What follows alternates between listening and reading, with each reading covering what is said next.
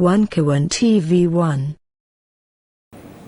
Bismillahirrahmanirrahim. Assalamualaikum warahmatullahi wabarakatuh. Waalaikumsalam warahmatullahi wabarakatuh. Pernyataan bersama tokoh, ulama, akademisi Banten dan Jakarta tentang penegasan sikap tolak kezaliman proyek PIK 2, selamatkan rakyat Banten dan rakyat Indonesia. Masyarakat Banten merasa lega karena Presiden Prabowo Subianto telah menerbitkan Perpres nomor 12 tahun 2025 tentang RPJMN tahun 2025-2029. Dalam Perpres ini, proyek PIK 2 tidak lagi masuk dalam daftar PSN, sehingga proyek ini tak lagi dapat menjual narasi proyek strategis nasional untuk merampas tanah rakyat Banten sebagaimana sebelumnya telah dilakukan. Hanya saja, proyek PIK 2 hingga saat ini tidak dihentikan. Di lapangan, sejumlah pengurukan lahan hingga reklamasi sejumlah bibir pantai tetap dilakukan. Sejumlah pagar laut juga masih kokoh berdiri. Berkenaan dengan hal itu, kami para tokoh, ulama, akademisi Banten dan Jakarta menyampaikan pernyataan sebagai berikut. Pertama, kami menyatakan tegas menolak segala bentuk kezaliman proyek PIK 2 dan meminta kepada Presiden Prabowo Subianto untuk stop seluruh kegiatan proyek PIK 2. Karena segala bentuk kezaliman termasuk tetapi tidak terbatas pada perampasan tanah rakyat di darat, perampasan wilayah perampasan wilayah sungai dan laut, baik dengan modus tipu muslihat, intimidasi dan kriminalisasi, baik dengan status PSN maupun tanpa status PSN, adalah bagian dari bentuk-bentuk penjajahan dan penindasan yang wajib ditolak karena tidak sesuai dengan pri kemanusiaan dan pri keadilan. Kedua, corak khas kezaliman proyek PIK 2 salah satunya adalah melalui modus operandi memanfaatkan aparat penegak hukum untuk melakukan kriminalisasi terhadap rakyat yang enggan menjual tanahnya kepada Agung Sedayu Group, seperti yang dialami oleh Haji Fuad dan Charlie Chandra, juga ratusan orang lainnya yang sudah menjadi korban kriminalisasi.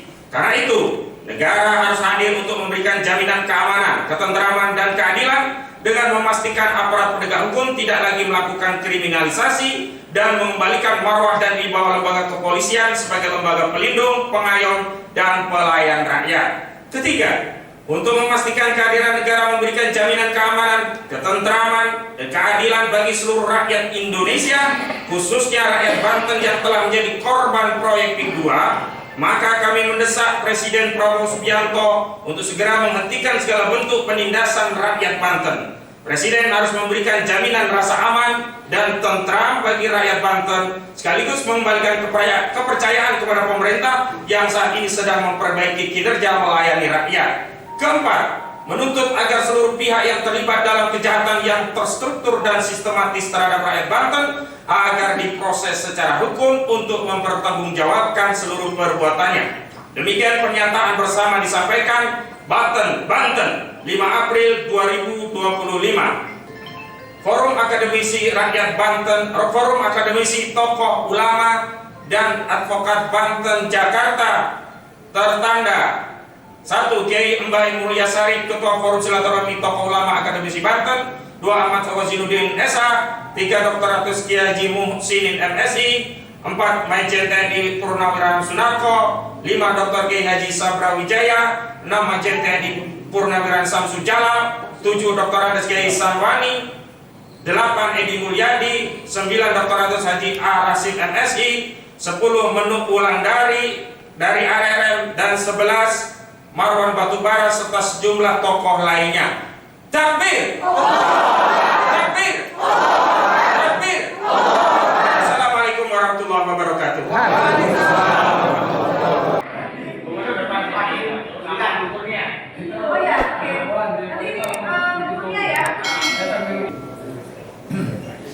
Assalamualaikum warahmatullahi wabarakatuh.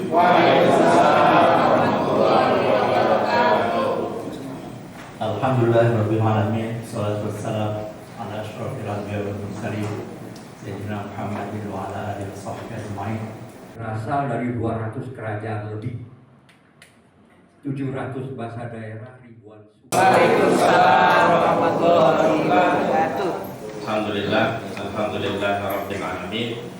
hamdan katsiran kama ahmaduhu wa ashkuruhu wa astaghfiruhu. Asyhadu an la ilaha illallah wahdahu la syarika lah wa asyhadu anna Muhammadan abduhu wa rasuluhu la nabiyya ba'dahu wa rasulah. Allahumma shalli ala Muhammad wa ala ali Muhammad. Allahumma shalli ala. Disyukur kehadirat Allah, alhamdulillah kami datang tidak jauh sih, tapi menurut kami cukup lumayan effortnya untuk datang kemari, sehingga mohon ini bisa dijadikan ukuran parameter bahwa kami datang dengan segala keseriusan yang baik dan ingin membangun satu hubungan yang dibangun di atas asas saling mempercayai.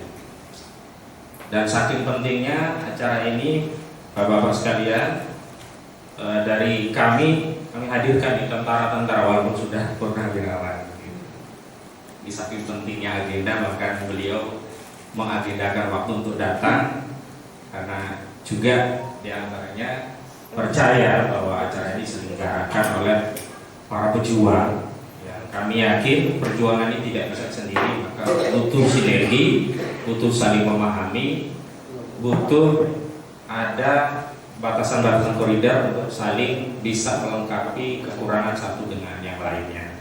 Makanya saya perkenalkan, yang pertama kami bawa tentara di samping kanan saya ini Mayor Jenderal Purnawirawan Pak Sunarko. Tentu bagi masyarakat di Banten tidak asing dengan beliau karena beliau lama mengabdi di kesatuannya di wilayah Banten.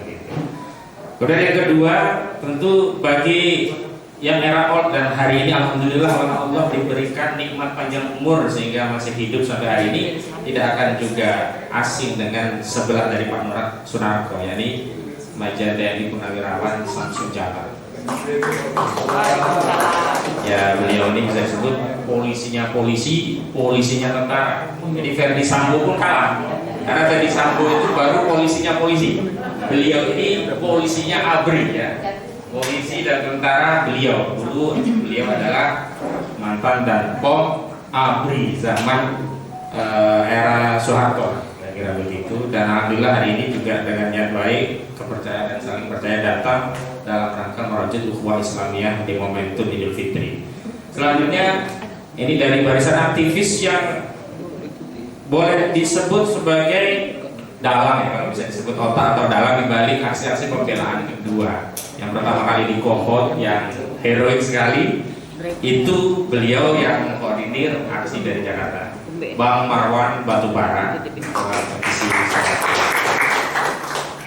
Selanjutnya di sebelah kanan Bang Marwan ini mungkin sering berseliweran wajahnya di video-video gitu.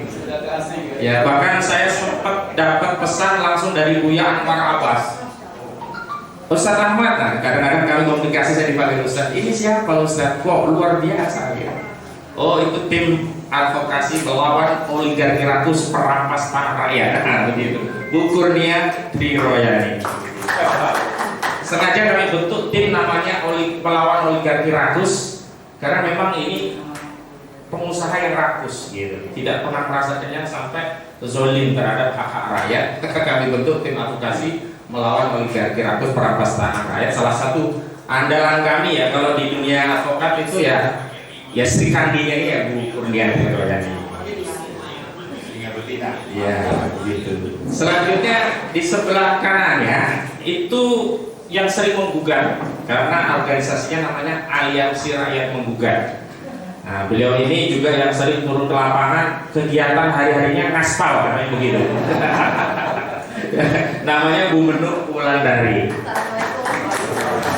Beliau ini juga yang adu kekuatan ya dalam konteks aksi di Kohot, karena sempat ada preman bayaran yang memaksa kami untuk pindah ke lokasi.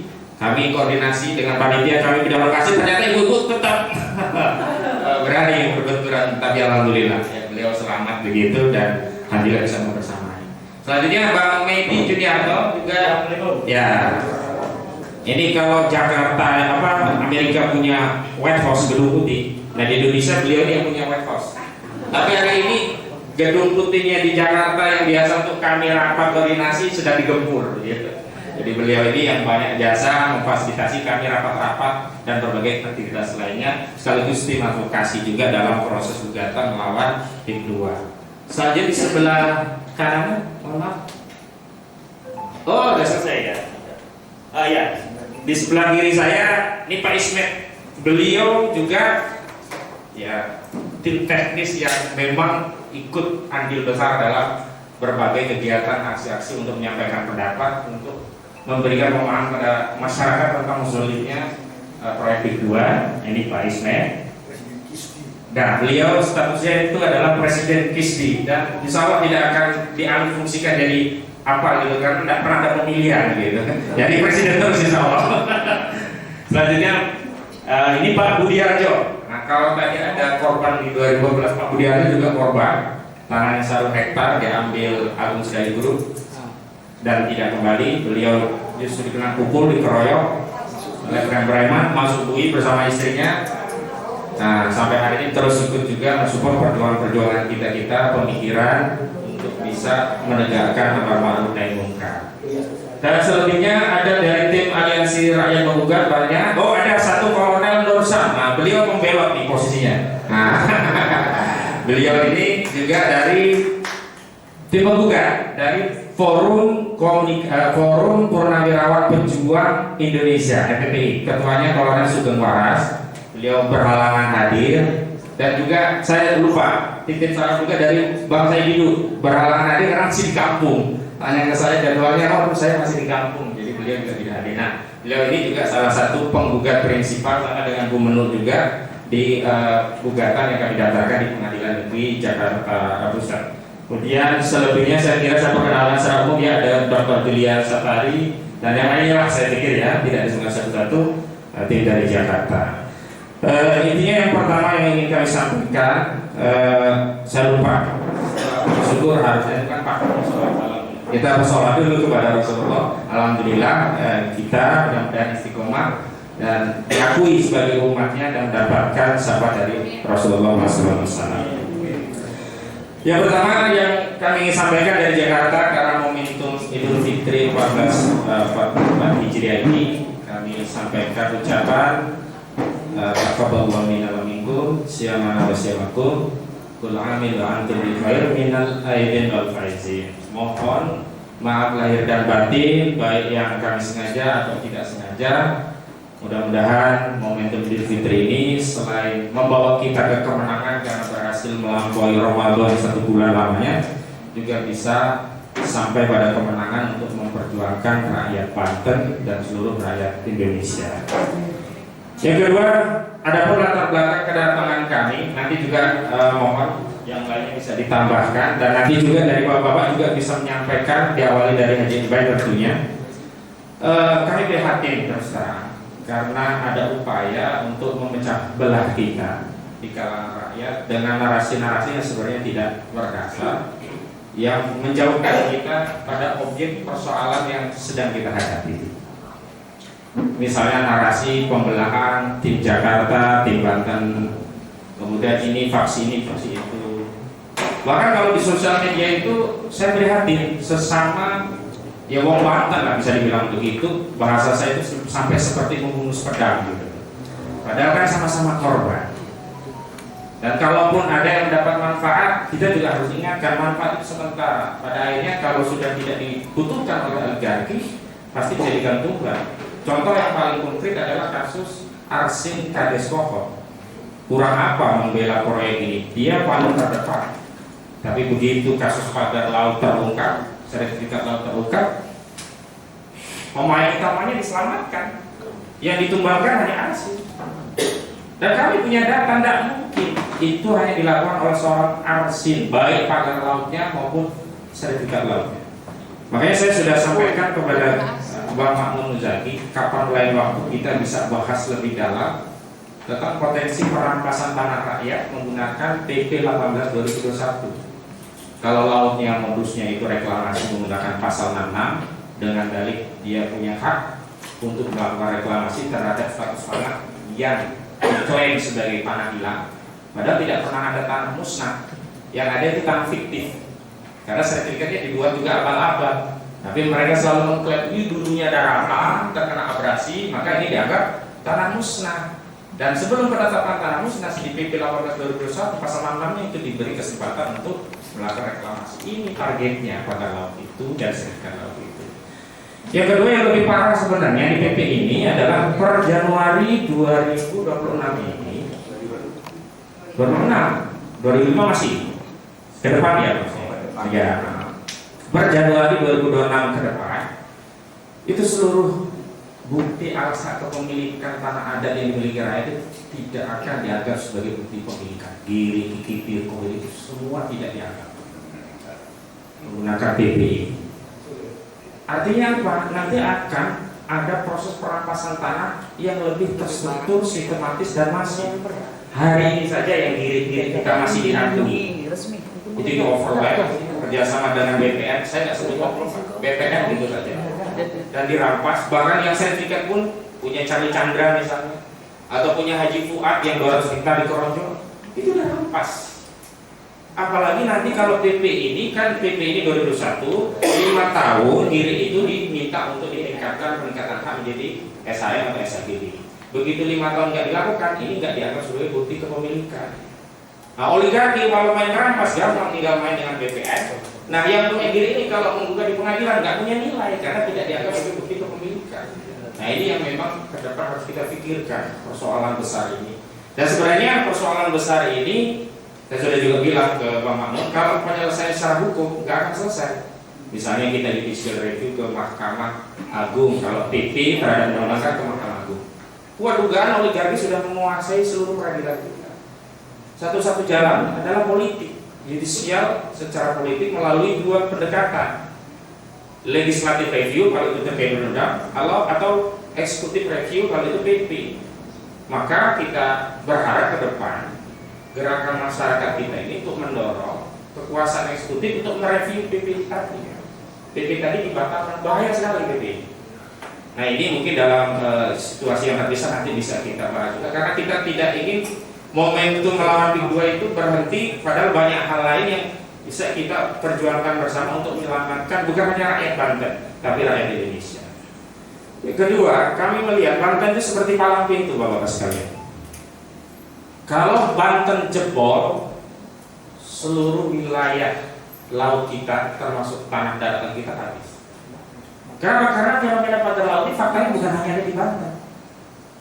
Di Bekasi sudah ketahuan, bedanya kalau di Bekasi pemiliknya ngaku, langsung disanksi, suruh nyabut sendiri. Hanya di Banten, karena aguan mungkin terlalu kuat, tentara kita menjadi korban, suruh nyabut-nyabutin, kasihan dari sama tentara kita, TNI AL. Dan mohon maaf, per hari ini itu belum tuntas pagar laut. Masih ada. Dan yang saya sebut reklamasi tadi tidak menunggu proses untuk menetapkan hak reklamasi berdasarkan PP. Yang ada di bibir pantai itu sudah langsung otomatis mereka reklamasi. Lebaran kurang seminggu kira-kira, saya berkunjung ke Tanjung Pasir. Tadinya mau cek pagar laut karena lagi terjadi pendangkalan, kapal nggak bisa kami lewati. Nah, kami mendekati lokasi lalu proyek PIK 2 agak mencari jalan pintas lah, sampai kan itu bibir pantainya sudah bertambah. Modusnya ternyata kalau bibir pantai di sini, bapak-bapak sekalian, mereka bikin tanggul di sini, air laut di sini dikeringkan, terus ditimbun tanah. Nah, kayak kalau istilah hukum ada istilah makan bubur ayam, kalau ini nambahin pinggiran bibir buburnya tadi, nambah itu terjadi. Nah, insya Allah mungkin 3-4 hari ke depan kami akan keliling dari kemungkinan dari Kontan sama nelayan Voli untuk nyisir lagi pagar laut yang ada ini, agar masyarakat tahu bahwa ini nggak selesai. Walaupun sebenarnya dari status PSN-nya dengan diterbitkannya Kepres nomor 12 tahun 2025 tentang RPJMN 2025 sampai 2029, itu sebenarnya karena di 77 PSN, baik 29 PSN yang baru atau 49 yang carry over lanjutan yang lama, itu tidak ada lagi. PIK 2 tidak ada, BSD tidak ada, termasuk Rempang Eco City punya Tommy Binata nggak ada. Harusnya kan dihukum selesai. Tapi proyek jalan terus. Kenapa? Karena mereka berdalih yang dikasih status PSN kan hanya di wilayah yang 1.755 hektar. Itu saja yang dihentikan, yang lainnya keterjalan. Padahal saat membebaskan lahan yang lainnya, misalnya seperti punya Haji Fuad yang 200 hektar di Proyek, narasinya ini PSN. Sehingga ketika Haji Fuad kemana-mana minta pertolongan, para pejabat pasang badan, oh nggak bisa Pak, ini PSN, proyek negara. Jadi ketika mau membebaskan lahan, mereka berdalih ini PSN, sehingga rakyat itu seolah-olah tidak ada pilihan selain untuk menjual walaupun harganya sekenanya. Makanya kan disebut perampasan. Kenapa? Mengambil tanah dari pemiliknya tanpa keridoan, baik dengan harga yang kecil atau bahkan orang nggak mau jual tetap juga diambil. Di Kronjok ada sawah diuruk dulu, baru pemiliknya nego ke lurah. Nah, kades-kades ini sudah menjadi kepanjangan tangan oligarki itu, kepanjangan tangan Akuat. Makanya dalam kasus pada tahun kita udah dapat data, namanya itu ada Enjun Gojali, ada Ali Hanafi, ada Manor Mega. Disengaja dibelokin, yang diambil Arsin pun akhirnya ditumbalkan di kasus pada laut, seolah-olah dia yang bertanggung jawab, dia siap bayar 48 miliar rupiah. Padahal aku juga sudah berkali-kali mengatakan motifnya apa itu mau bikin kolam penangkaran buaya, padahal itu istilahnya Pak Narko itu nggak masuk gitu loh. Nggak mungkin seorang asing yang bangun, apalagi dia yang bayar dendanya gitu. Nah ini yang harus diketahui bahwa ini persoalan belum selesai. Karena itu saya sempat beberapa ya secara personal saya tidak ingin menggunakan ruang publik karena tidak semua bisa memahami dinamika, sehingga secara personal kawan-kawan aktivis Banten saya ingatkan, terlepas di antara kita ada catatan, mungkin ada kekurangan, ada yang kurang pas, toh ini tetap saudara. Jangan mengalihkan perlawanan kita masuk pada perangkap di antara kita saling curiga, berprasangka, saling serang terbuka. Nah kalau begitu berarti berhasil mereka mengadu domba kita seperti Belanda dulu. Ini kan nggak beda, penjajahan. Apa sih substansi dari penjajahan? Penindasan, pengambilan hak secara paksa, eksploitasi. Itu yang terjadi di kedua. Ada yang dipaksa di rumah sakit seperti kasusnya Haji Fuad. Ada yang di Agung Sedayu Group, di kantornya Agung Sedayu Group seperti Charlie Chandra. Ada yang menggunakan kasus lain dibuat berseteru dengan keluarganya sendiri seperti Agus Gunawan, orang Tanjung Pasir, anaknya Digul.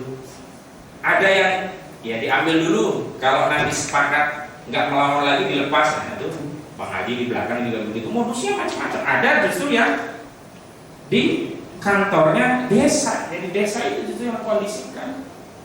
Aparat desa yang harusnya melindungi rakyat justru menjadi kepanjangan tangan Agung Sedayu Group. Nah kenapa kami selalu tarik Antoni Salim dan juga Agua? Agar apa? Pihak yang diuntungkan dari proyek ini kena pertanggungjawaban. Jangan sampai kita cuma diadu di sektor lapangan. Mereka kan selalu berdalih, kami tidak terlibat, kami kasih harga bagus, lurah-lurah saja atau kepala desa saja yang bermain. Padahal mereka tahu semua nggak beres ini. Kalau ibarat dalam konteks kejahatan, maling motor lah contohnya yang sering saya gunakan. Agus Sedayu ini yang menerima hasil kejahatan tadi, penada. Dan ini orang-orang DPR bukan nggak tahu, Pak. Makanya ketika kami masuk ke DPR untuk menyampaikan hal ini, sebenarnya bagi mereka bukan hal baru. Cuman sedikit sekali bagi orang yang punya pengetahuan itu bisa atau berani mengungkapkannya menjadi konsumsi publik.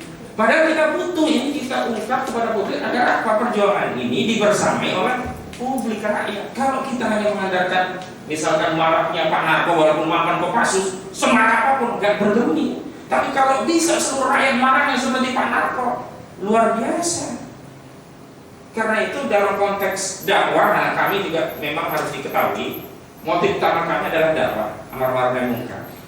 Karena kalau motifnya yang lain itu selalu dipersoalkan. Saya dengan Bang Said Didu itu beda diserangnya. Kalau Bang Said Didu karena punya tambak luas kan, di koran motifnya bela tambaknya biar harganya naik. Saya nggak punya tanah 1 jengkal 1 meter pun, itu juga dipersoalkan motifnya apa? Kagak punya tanah bela-belain orang Banten. Itu yang saya kutip, inilah logika penjajah seperti yang sama politik. Dia ingin memisah-misahkan kita dengan logika yang parsial dan kecil. Tidak mau kita terintegrasi. Ya, maunya ya kita didisintegrasi, dipisah-pisah. Banten ya Banten, Jakarta ya Jakarta. Nah, padahal tadi saya kembalikan lagi Di Karawang itu juga terjadi, sudah ada 200-an hektar. Sertifikatnya info yang kami terima sudah diserahkan ke kelurahan, ke desa, tapi belum dibayar sampai hari ini. Dugaan saya ini juga dampak dari pergolakan di Banten. Jadi si oligarki nggak mau kehilangan cuannya kebakar. Kenapa? Kalau sudah bayar, proyek nggak jadi kan amsor, halus. Padahal yang kita khawatirkan, saya juga ada info, ini tidak sekedar proyek bisnis biasa, ini proyek penjajah dan infiltrasi kekuatan asing. Sederhana saja. Tanah yang dibeli hanya harganya 50.000, ada yang 30.000, ada yang masih diutang. Haji Fuad, walaupun sudah ada 200 atau 300.000 per tahun, sampai hari ini belum dibayar. Janjinya baru cuma 3 bulan si Ali Hanafi Lijaya itu. Sampai hari ini belum dibayar. Berarti kan ngerampok itu kan? Ngerampok dulu. Nah, itu dijual kemarin kami keliling di PIK 2 itu ada yang harganya 29 juta per meter. Sudah nunggu hari kiamat tiba pun nggak mungkin orang-orang kita yang beli kalau semeter segitu. Mohon maaf, bukan mengecilkan kita, nggak mungkin orang Banten yang beli. Yang datang mana? Kemarin kebetulan saya dengan Haji Hambali di Werapik itu ketemu orang dari Singapura. Dia tanya, ini kedua, iya, saya dari Singapura. Saya juga saya kan pelajar. Dia mau investasi, artinya mau jual. Dan nanti kalau PP itu ya tidak ada hambatan, kepemilikan ini juga nanti bisa dimiliki oleh asing. Awalnya sewa bisa 70-90 tahun, nanti lama-lama milik asing. Nah kalau tanah kita sudah dimiliki asing, apalagi yang tersisa dari kedaulatan negara kita. Jadi kami berpikirnya tidak ansih soal orang dizolimi tanah yang diambil, tapi kedaulatan negara. Makanya isu di dalam gugatan kami yang diwakili oleh Purnawirawan Jenderal TNI itu isu kedaulatan negara, jangan sampai ada negara dalam negara. Walaupun faktanya itu sudah terjadi. Selanjutnya yang paling penting menurut saya ini adalah agar ada sinergi dan juga saling memahami kerangka besar perjuangan juga goalnya, terlepas cara dan gaya berjuangnya masing-masing. Karena pernah kami rapat ada 2 ide besar. Apakah perjuangan ini distrukturisasi menjadi satu komando atau biarkan jadi sel-sel terpisah tetapi tetap satu tujuan. Akhirnya sepakati biarkan sel-sel terpisah tetap satu tujuan, kita konsolidasi. Karena kalau satu komando distrukturisasi, satu diinfiltrasi, yang lainnya khawatir selesai gitu. Kalau selnya banyak kan ya, kalaupun ada yang terbeli ya sudahlah, itu bagian dari ujian masing-masing. Kita tidak perlu persoalkan dia, biarin saja. Kita punya tujuan yang lebih besar. Kalau kita membahas 1-2 orang yang begitu kan habis kita waktu kita. Sementara oligarki Aguan sama Antoni Salim yang untung beliau gara-gara bisnis ini, jadi ketawa ini. Dan yang paling penting ini kami dapat info. Tentu ini bukan info publik, karena sifatnya ini info dari person-person pelaku bisnis gitu. Jadi dugaan kuat industri properti ini juga akan menjadi lahan cuci uang, money laundering. Menurut informasi sudah ada sekitar 46 triliunan yang masuk. Tapi gara-gara kita 46 triliun itu komitmen, yang sudah itu sekitar 13 atau berapa? 66 yang masuk 14. 66 ya, mohon maaf, 66 triliun yang masuk 14 karena ini rame di hold, dihentikan. Nggak mau angus kan?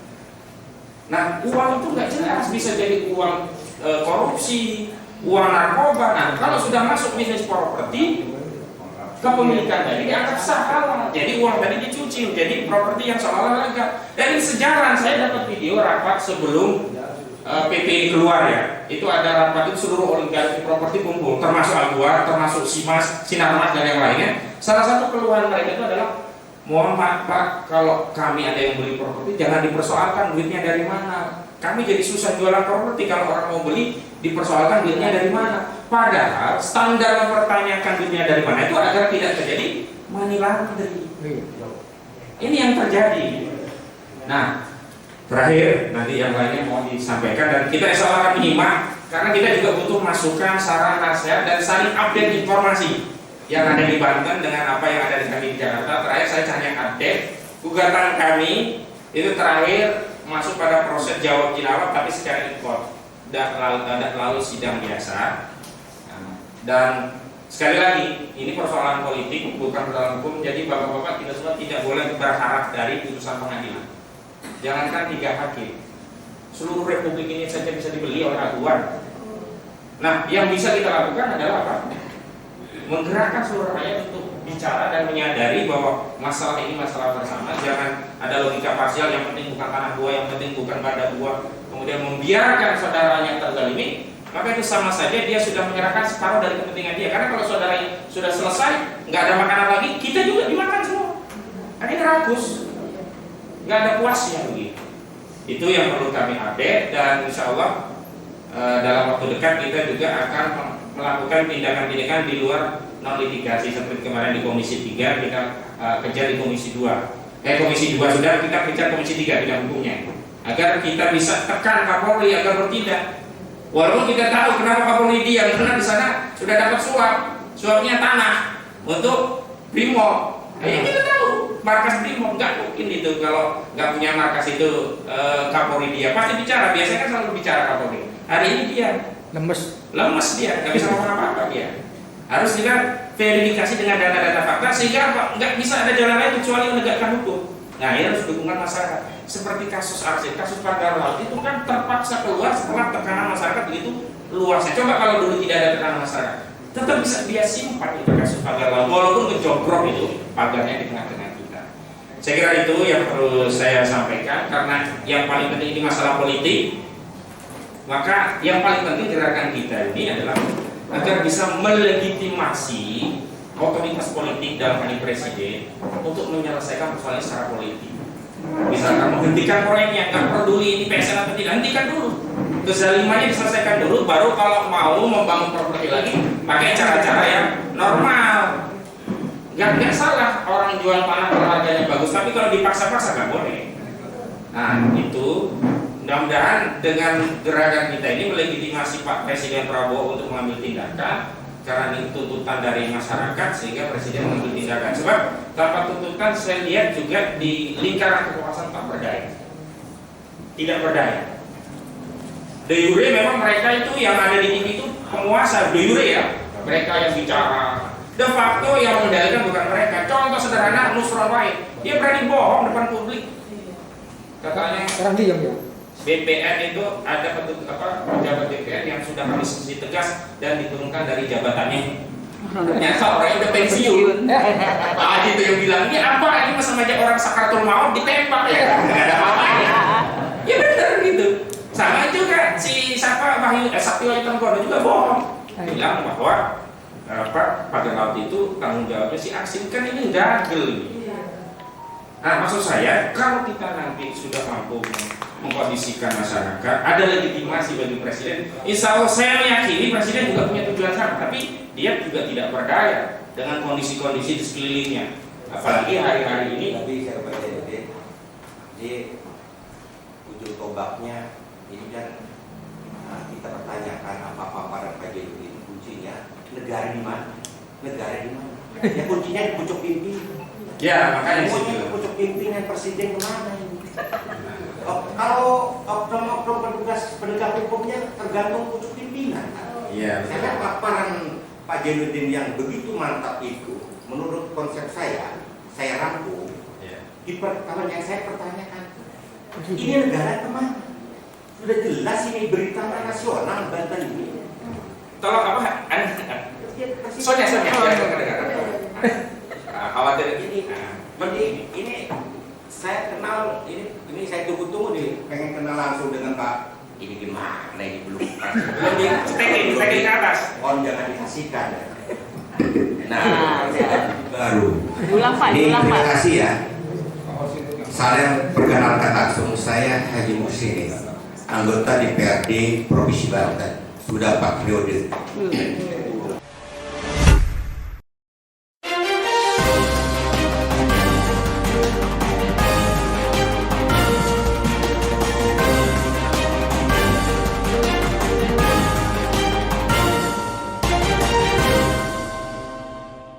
One Kawan TV 1